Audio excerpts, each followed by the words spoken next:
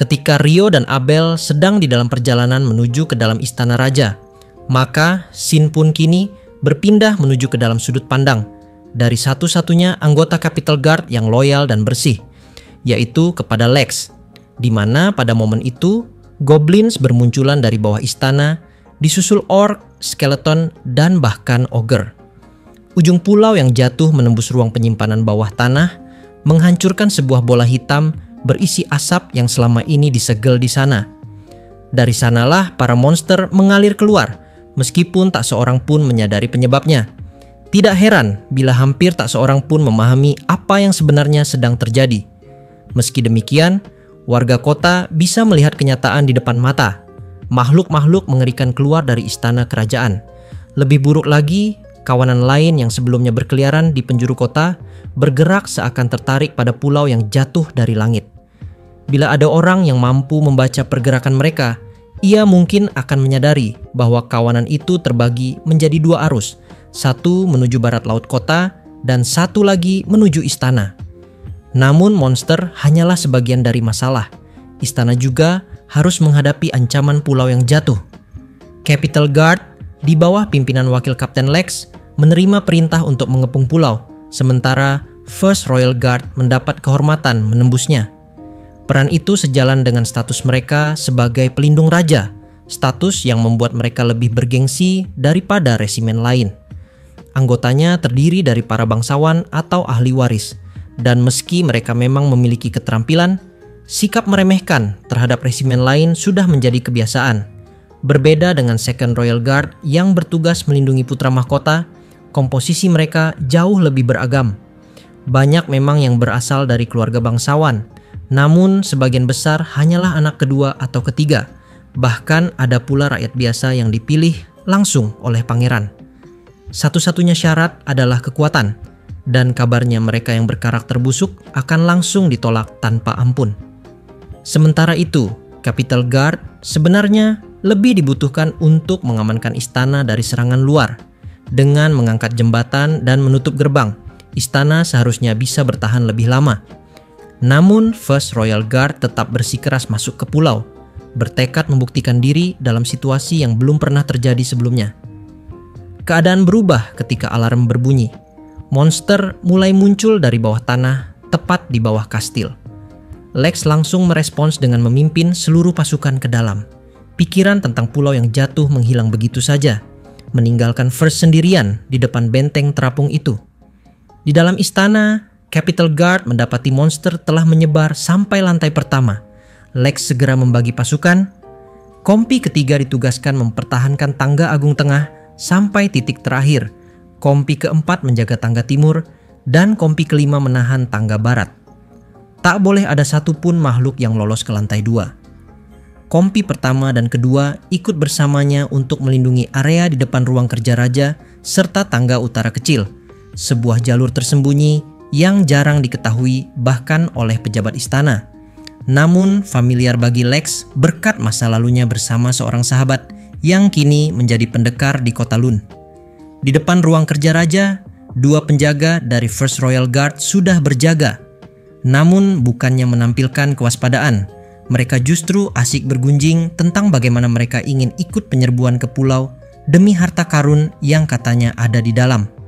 Lex hanya bisa menggeram lirih, menganggap mereka sama sekali tak berguna.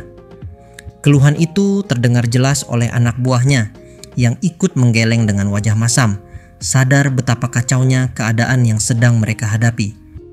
Di antara semua kekuatan militer yang ditempatkan di ibu kota yang penuh korupsi ini, Capital Guard mungkin satu-satunya yang masih memiliki integritas.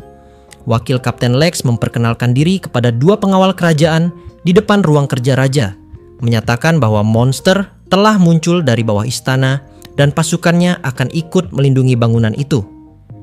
Kedua pengawal tampak bingung mendengar pernyataan tersebut, seakan belum menyadari apa yang sedang terjadi. Namun, bila mereka mau mendengarkan lebih saksama, samar-samar sudah terdengar suara pertempuran dan jeritan dari dalam kastil. Kata-kata Lex akhirnya mengguncang mereka, membuat wajah keduanya pucat.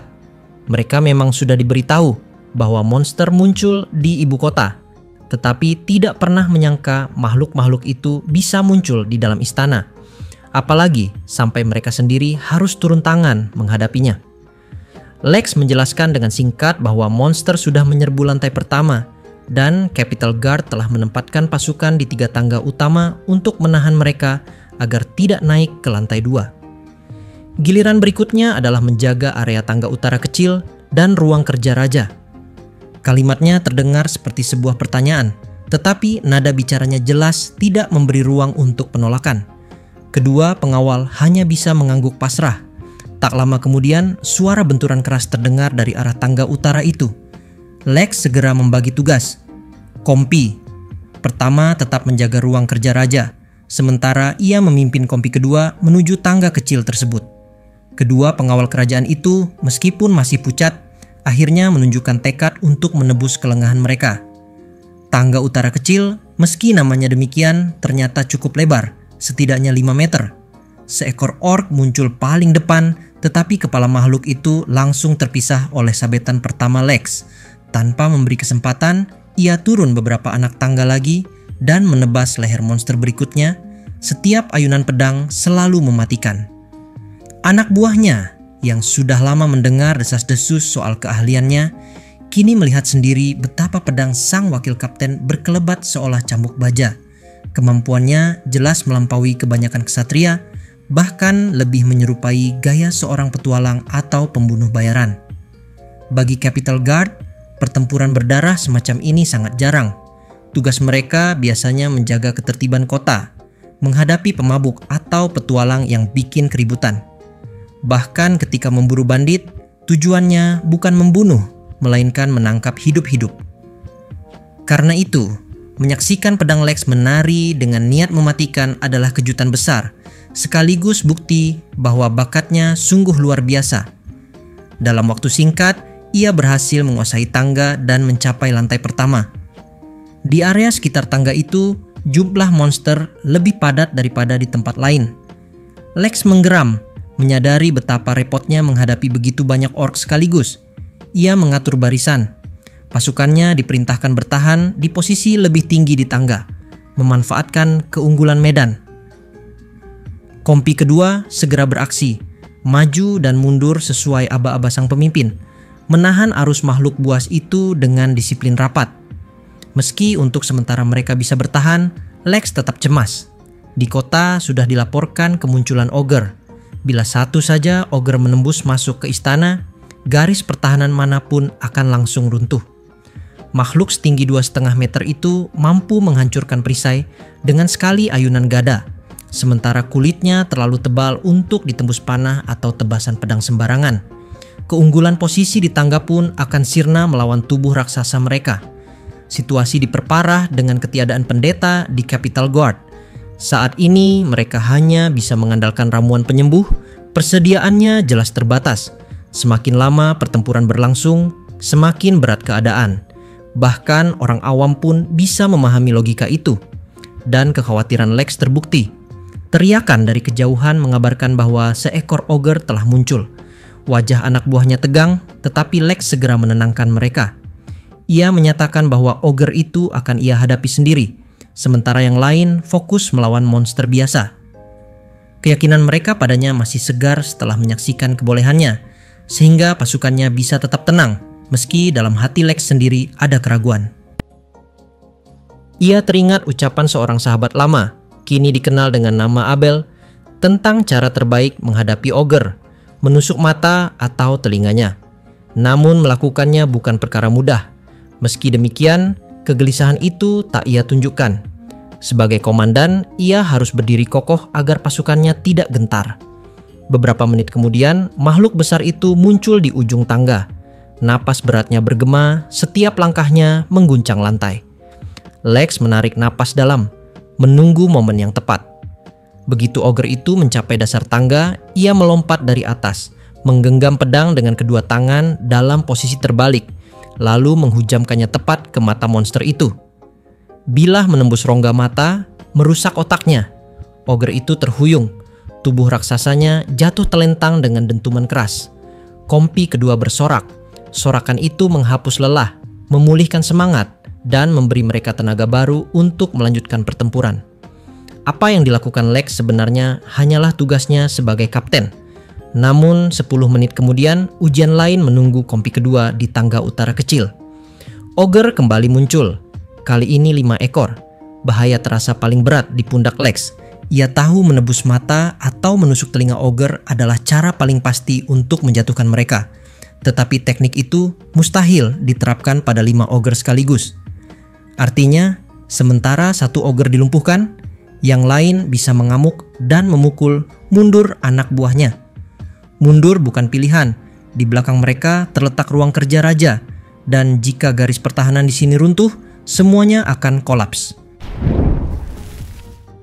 Lex menyiapkan diri untuk memberitahu pasukannya tentang pilihan pahit itu, siap menanggung korban. Namun sebelum kata-katanya sempat keluar, sesuatu yang luar biasa terjadi. Suara mantra memecah kekacauan, disusul dentuman es yang pecah. Lembing-lembing beku menusuk kepala kelima ogre itu secara berurutan, melalui mata, melalui telinga, bahkan lewat mulut yang terbuka. Dan pada waktu yang sama, koridor serta gerombolan monster yang menyerbu terlapisi kerak es. Dua sosok melangkah melintasi lapisan es itu, pembicaraan mereka terdengar santai, seolah mengejek pembantaian yang baru saja terjadi. Salah satu menyinggung bahwa menusuk lewat mulut mungkin cara paling sederhana. Yang lain menjawab bahwa itu berlaku bagi penyihir, bukan bagi pendekar yang harus menusukkan baja ke tenggorokan monster secara praktis. Serdadu kompi kedua terpaku. Tak percaya, lama mereka tak bisa mencerna apa yang baru saja terjadi. Bahkan setelah menyadarinya, kata-kata tak kunjung muncul. Lex menjadi orang pertama yang pulih, mengenali salah satu dari dua sosok yang mendekat, teman lamanya, Abel. Ia segera paham bahwa identitas baru Abel sebagai petualang bukan hal yang patut diumbar, sehingga ia menyapa dengan nada profesional, menyamarkan keakraban. Mereka bertukar penjelasan singkat. Abel menanyakan keadaan keluarga, dan Lex memastikan raja ada di ruang kerjanya, sementara anggota keluarga kerajaan lainnya sedang bertugas di tempat lain. Pertukaran itu berjalan hati-hati, seolah ada kebenaran yang sengaja dibiarkan tak terucap. Sepanjang perbincangan itu, Rio tetap waspada, mencatat keraguan Abel ketika muncul soal keluarga, namun memilih diam daripada bertanya. Ikatan antara Abel dan Lex tetap terlihat dalam kata yang disaring dan kepercayaan yang tak perlu diucapkan. Perhatian kemudian bergeser ke rencana berikutnya. Abel mengatakan dia meninggalkan teman untuk menjaga kuil pusat dan berniat kembali ke sana. Namun Lex, terganggu oleh kekhawatiran, akhirnya mengutarakan sesuatu. First Royal Guard, meskipun dibenci, sedang menyelidiki pulau yang jatuh. Itu berarti mereka kini terjerat di medan pertempuran paling berbahaya. Kekecewaan Abel jelas. Tapi sebelum dia sempat menentukan langkah, Rio memotong keraguan itu. Meski tak menginginkan bahaya, Rio tak bisa mengabaikan kewajiban nuraninya, apalagi ketika istana sendiri terancam. Abel yang mengakui kebenaran itu, menyetujui keputusan tersebut. Dengan begitu, kedua petualang itu memutuskan menuju pulau yang jatuh, membawa beban tanggung jawab dan nasib yang tak terucap. Ketika akhirnya tiba di lokasi di mana pulau itu menancap pada dinding istana, yang mereka temukan hanyalah keheningan mencekam. Tak ada satupun anggota kompi pertama. Tak ada monster yang sebelumnya memuntah dari bawah tanah. Hanya senjata-senjata tercecer di lantai, noda darah mengering di atas batu, dan hawa kematian yang menggantung di udara. Pemandangan itu terasa seperti panggung setelah tragedi, di mana aktor-aktor utamanya sudah dilenyapkan. Ketegangan itu pecah seketika oleh teriakan mantra. Dua gugusan api berputar menyambar deras, bercahaya bagaikan bintang jatuh. Rio merespon secepat instingnya. 10 lapisan es menjulang sekaligus, berderak lalu mengeras, menahan gelombang panas tepat sebelum tubuh mereka dilahap. Dentuman api menghantam es, menyulut percikan yang menyilaukan mata, seakan dua dunia bertabrakan di hadapan mereka.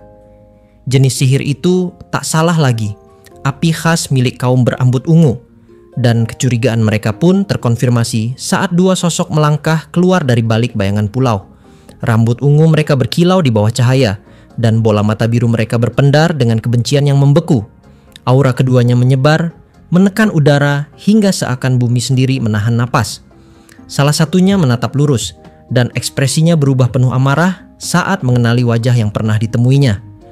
Wajah itu merah membara, dirusak dendam lama, dendam dari pertempuran di Lune, luka yang diguratkan sihir peluru hujan, dan penghinaan yang tak terlupakan.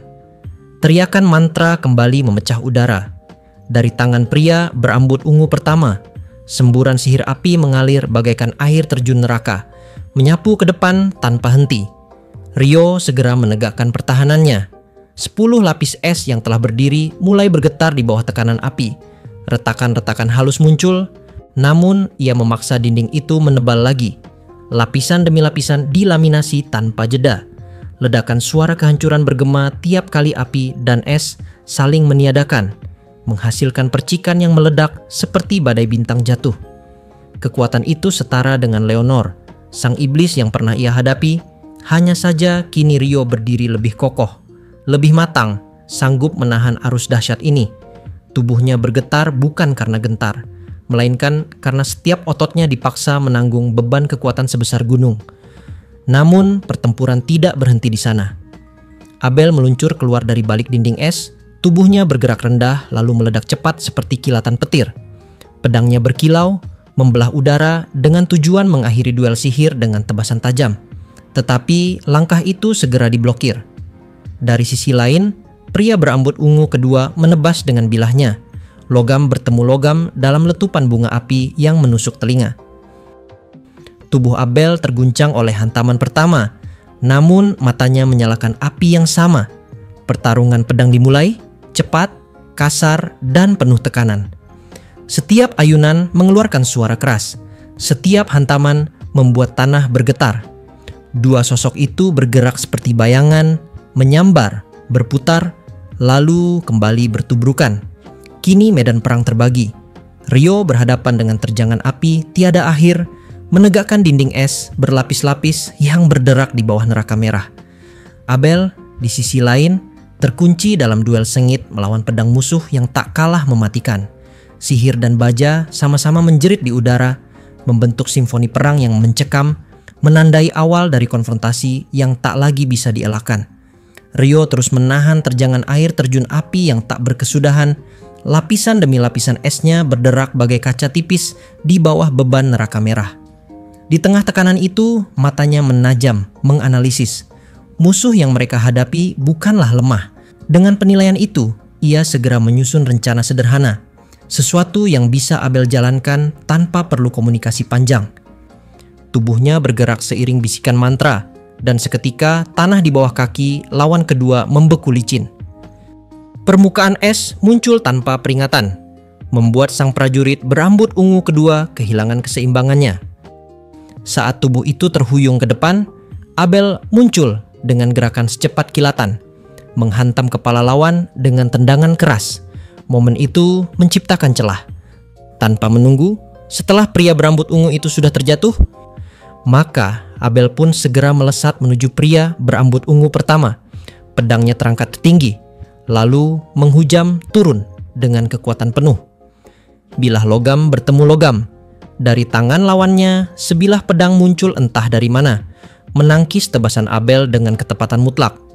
Lebih mengejutkan lagi, pada saat yang sama, semburan api tetap tak berhenti menghantam pertahanan Ryo. Mengendalikan dua serangan berbeda dengan konsentrasi penuh, seakan bukan masalah baginya. Kekuatan itu membuat Ryo terperangah, sebuah kemampuan yang hanya dimiliki segelintir makhluk. Atau dengan kata lain, Ryo nampak sangat terkejut. Gimana caranya pria rambut ungu pertama itu mampu terus mengeluarkan tembakan sihir tingkat tinggi tanpa perlu merapal mantra, serta sambil terus bertarung melawan Abel dalam pertarungan duel pedang jarak dekat.